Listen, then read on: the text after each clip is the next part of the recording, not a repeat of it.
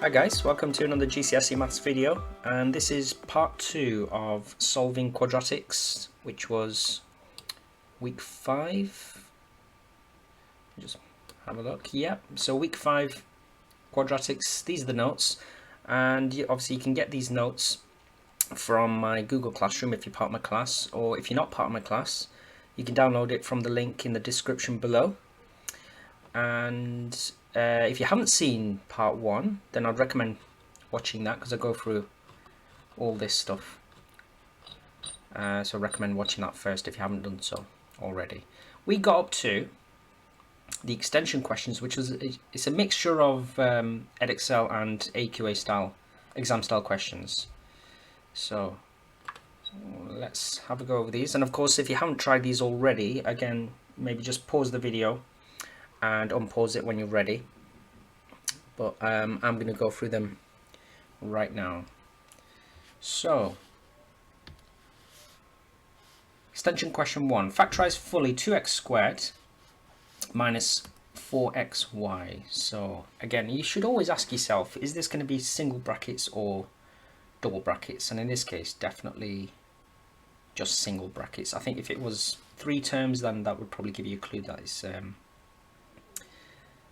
double brackets. But in this case, just take out the biggest factors. So the biggest number I can take out is a 2. Open your brackets. Oh, sorry. So the biggest number I can take out is a 2. Biggest x I can take out is just a normal x.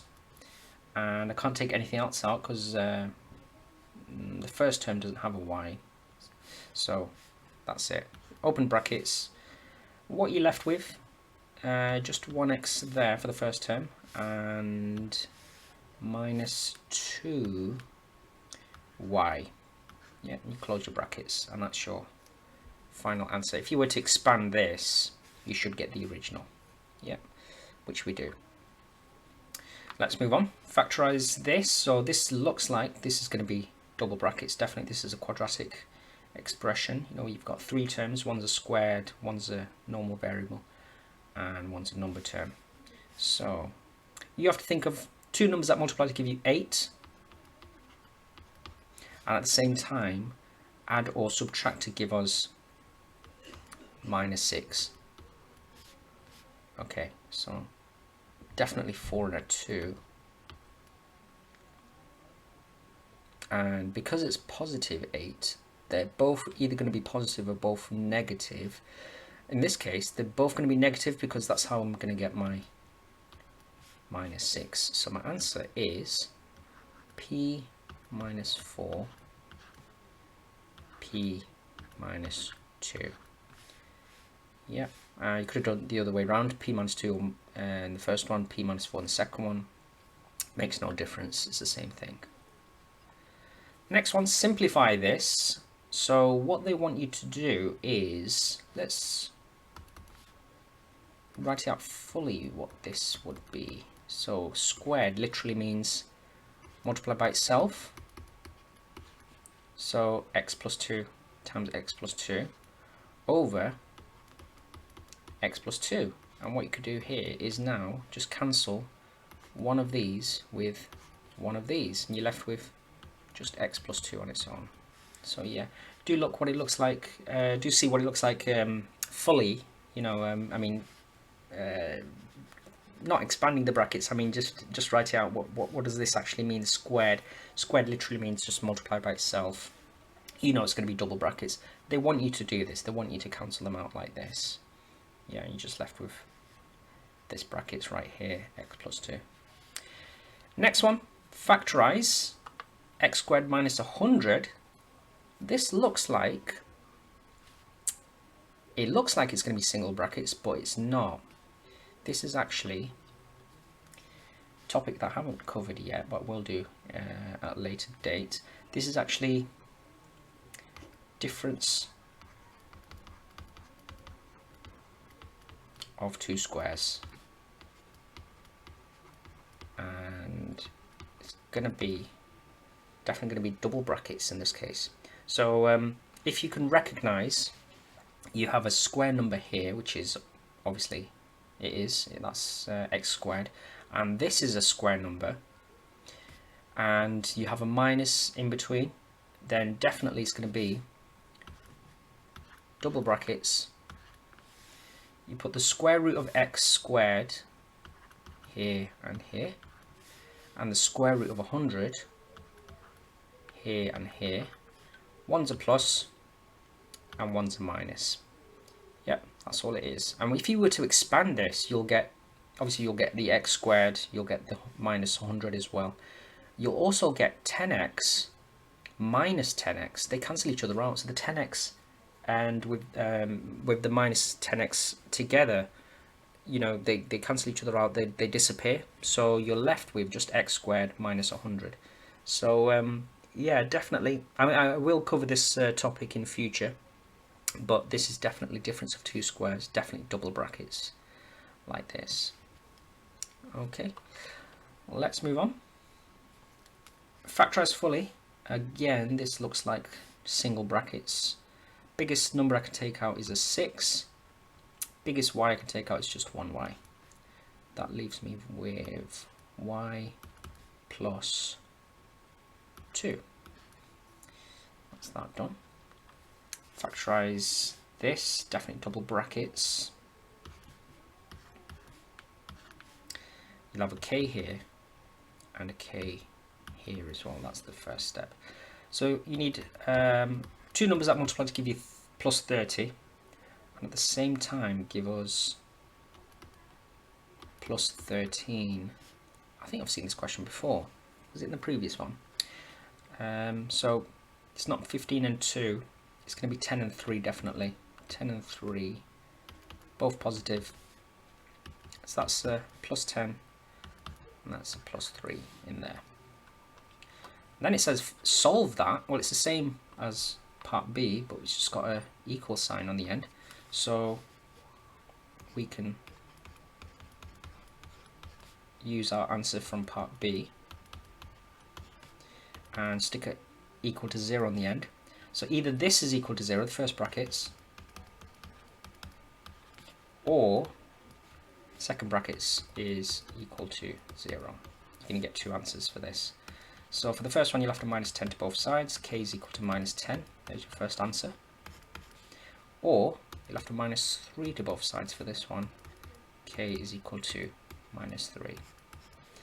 Yep, let's write it on the dotted line. Minus 10 or minus 3. Okay, let's move on. Solve x equal to 20 over x plus 1. Oh, right, so we've got x's on both sides. Let's bring all the x's to one side. And obviously, because it says solve, they're trying to ask what is x. So to bring all the x's to one side, you'll have to get rid of the fraction. The only way to get rid of it is by multiplying by x plus 1 here, and by multiplying x plus 1 here as well. So you'll get that on that side equal to just 20 on its own. You'll just get rid of the fraction on its own. You'll just get 20 on its own. That's the first step. Let's expand this. You'll get x squared plus 1x equal to 20. Let's rearrange it so we'll get all the terms on one side. That becomes a minus 20 equal to 0. Yeah, we'll have to factorize this. So I need a minus 20, and at the same time I need a plus 1. 5 and a 4, definitely. 5 and a 4. And to get positive 1, that has to be positive, that has to be negative. Yeah, so let's just write it here. So it's x plus 5, x minus 4 equal to 0. So either this equals 0 or this equals 0.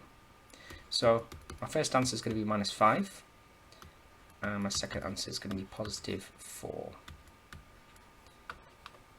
Yep, there we go. Got 2 lines. 4 marks for that. Let's move on to the next one. Factorize this. Yeah, so I'm going to need 2 numbers that multiply to give me that. At the same time, add to give me, technically there's going to be a -1 there. So, if you know your times tables, hopefully this will help. Definitely 8 and a 9. 8 times 9 gives you 72. At the same time, it's going to give me the 1 as well. So I'm going to need that to be positive, that to be negative. So my answer is x plus 8, brackets x minus 9. Again, you could have it the other way around. Solve the equation. Oh, so it's part of the same question. So again, you've got your answer from the first part. And the only difference is you've got equal to 0 now. So either the first brackets is equal to 0 or the second brackets is equal to 0. Your first answer is going to be -8. Second answer is going to be +9. So let's write this down. And you're done. 3 marks altogether for that. Extension question 5. Expand and simplify. Ooh, just be careful with this one. So when you expand this, this 3 is multiplying this, and it's multiplying this. Okay, and separately, this 2 is multiplying this, and it's multiplying this. Okay, so let's do the first one. So that's going to be 3x plus 12, and this is going to give us plus 10x. 2 times -1 is -2. Now we have to simplify it. So if it helps, you know, you can put them in boxes. So that goes with that. And the numbers go together as well. So that goes with that. So altogether, we've got 13x, positive 13x. 12 take away 2 is positive 10. Yep, that's my answer. Can't simplify any more, and you're done. Next one, expand and simplify. This time around, everything in the first brackets is multiplying everything in the second brackets. So, shall I draw the arrows? I've not done that before, have I? So, this multiplies with this, and it multiplies with this. This multiplies with this, and this with this. Yeah. So you're going to get 2x squared. 2x times -4 is -8x. 1 times x is positive x. 1 times -4 is -4. Yep. And simplify this, you should get, so final answer, 2x squared. And if you have -8x plus x, it's getting warmer, so you'll have a -7x. Just be careful. And you've just got -4 as well on its own. So you should have 3 terms like this. Don't be tempted to do -9x here. Just be careful. It's -8x plus 1x. So it's getting warmer. Factorize completely this funny thing. So yeah, don't be put off by this completely. When you factorize, you're going to factorize it completely anyway, you know, don't let that throw you. So definitely single brackets for this. You can take a 9 out, and you can take 1y out. You can't take anything else out. So I'm left with 1y minus just 1x. Yep. if you were to expand this, you should get the original. If you can't do that in your head, just do it on the side. What you're actually doing is dividing 9y into these two terms. So you can just cancel them out, and you'll see what you're left with. Next one, factorize completely again. 2 definitely on the outside. 1p. That leaves us with p minus 2q. Yep, that's that one done. Very similar to the previous one. Factorize completely. Ooh, this one. Just be careful with this again. Don't be tempted to do double brackets for this. It's not going to be difference of 2 squares, because the first term you could square root all of that. That's not a problem. When you square root the second term, you can't, because you're gonna have to square root everything. You can't square root x on its own, so you're gonna get, it's definitely going to be single brackets for this. So 4 on the outside and 1x. You're left with x minus 16. Yeah, that's your answer. Yes, just be careful with that last one. It does look very similar to a difference of 2 squares type of question, but that x is there, so that's messing things up. So if that x wasn't there, then yes, it would be double brackets, and you could have done square root of both terms, but because that x is there, you can't do that. Can't do the square root of x. Doesn't make sense. Let's move on.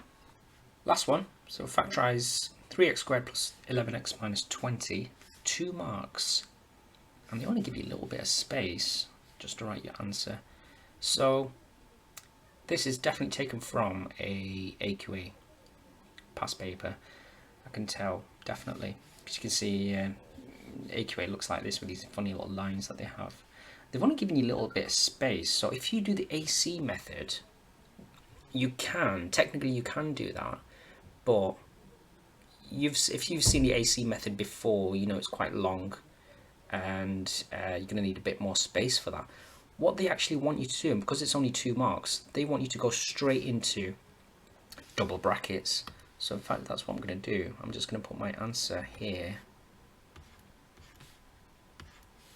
and start off with, well, if it's 3x squared, it's only one combination it can be. 3x and an x can't be anything else, can it? You know, if you multiply these two together, you should get 3x squared. There's no other combination. And you're going to need a number that, 2 numbers, sorry, that multiply to give you the minus 20 as well.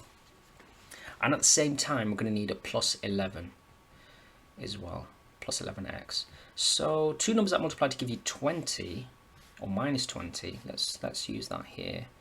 So it could be 4 and a 5. So in fact, let's try that. And 1 has to be positive, 1 has to be negative. So it could be this way around, or it could be this way around. Yeah, which one works? So I need a plus 11x. Let's say I've put a 4 here, I'm not going to write it down, and a 5 here. Is that going to work? So this number on the end here is going to multiply this one at the beginning. So if it was a 5 here, 5 times 3 is 15. And if there was a 4 here, the 4 multiplies with this one. So 4 times x is 4x. So in fact, that's going to work, isn't it? Straight away, I can see if I put 5 here and a 4 here, that's going to be 15x. that's going to give me 4x. If I take them away, I'm going to get the 11x. So definitely these are the correct numbers, and these are the correct x's, definitely. I just need to work out what signs I need, and I'm going to need positive 15x, take away 4x. That's going to give me the positive 11x, definitely. So there's my answer. Yeah, 2 marks, and that's what you should be doing ideally. You need to go straight to the double brackets and try and figure it out. I mean, there's not going to be that many combinations anyway, you know, so you should hopefully, if you practice this, you know, you can get the hang of this in no time. You know, just keep practicing these type of questions. So yeah, hopefully that helped. And obviously if you can't do that, then you're going to have to do the AC method, which is a bit long-winded, which I did in the part 1 video. So it's up to you guys. I'm not sure. You know, you guys decide what you feel is best, but me personally, I recommend going straight into the double brackets. It will save you a lot of time in the exam, you know, and then you know you can use that extra time on the other questions. So that's that done, and hope you like this video. Of course, if you did like this video, hopefully you've subscribed, and also don't forget to press the like button, and of course the notifications as well, turn them on. Right, what am I going to do in the next video? I'm going to go back to the beginning maybe and have a look at weeks 1, 2 and 3, and hopefully make a video on those as well.